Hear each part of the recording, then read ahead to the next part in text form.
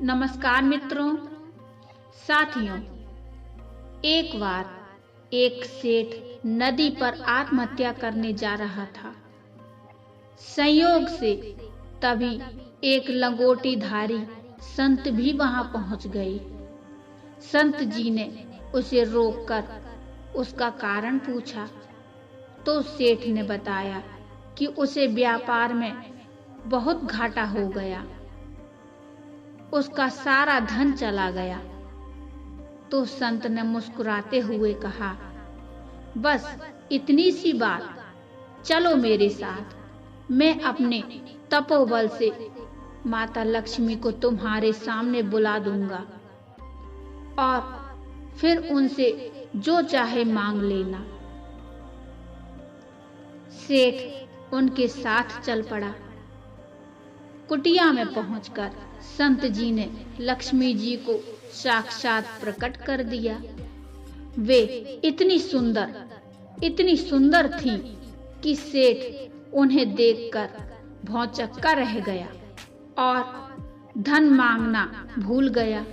देखते देखते सेठ की दृष्टि उनके चरणों पर पड़ी।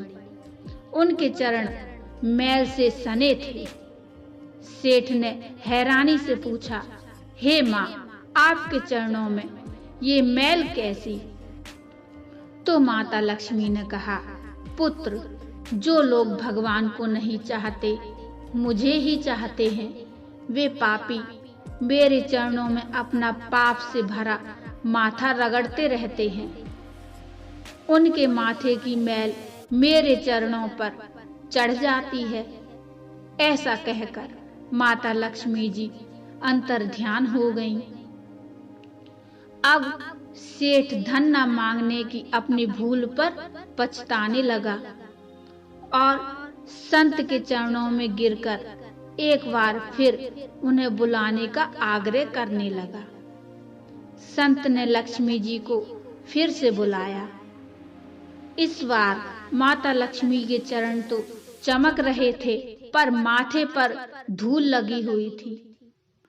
तो आश्चर्यजनक होकर सेठ धन मांगना भूलकर पूछने लगा, हे माँ, आपके माथे पर ये मैल कैसे लग गई? तो माता लक्ष्मी ने कहा, पुत्र, ये मैल नहीं है, ये तो प्रसाद है। जो लोग भगवान को ही चाहते हैं, उनसे मुझे नहीं चाहते, उन भक्तों के चरणों में मैं अपना माथा रगड़ती हूँ। उनके चरणों की धूल से मेरा माथा पवित्र हो जाता है। तो लक्ष्मी जी ऐसा कहकर फिर से अंतर्ध्यान हो गईं। तो सेठ रोते हुए संत जी के चरणों में फिर से गिर गया। संत जी ने मुस्कुराते हुए कहा, अरे रो मत, मैं उन्हें फिर से बुला देता हूँ।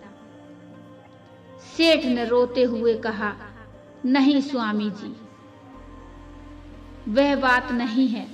आपने मुझ पर बड़ी कृपा की, मुझे जीवन का सबसे बड़ा पाठ मिल गया। अब मैं धन नहीं चाहता, अब तो मैं अपने बचे हुए जीवन में भगवान का ही भजन करूंगा। मित्रों, मनुष्य हमेशा ही धन कमाने में लगा रहता है और कभी उसे यदि घाटा हो जाता है तो वो हताश हो जाता है, और यदि फायदा होता है तो वो खुशी से झूम उठता है। मित्रों, ये सांसारिक सुविधाएं एक दिन हमारा साथ छोड़ देंगे, ये तो एकदम सत्य है।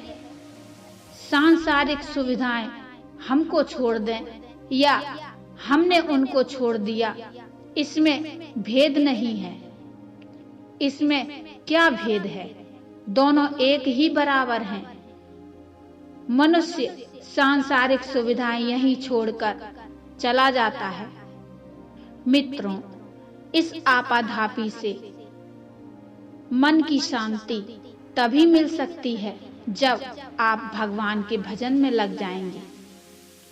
तो मित्रों, ये कथा आपको कैसी लगी कृपया मुझे कमेंट में ज़रूर बताइए और इस कथा को सुनकर आपके अंदर कैसे भाव उत्पन्न हो रहे हैं ये भी मुझे बताइए। मित्रों, यदि कथा आपको अच्छी लगी हो तो लाइक कर दीजिए और चैनल को भी सब्सक्राइब कर लीजिए। तो मिलते हैं एक और भक्ति में कहानी लेकर, तब तक के लिए जय श्री राम,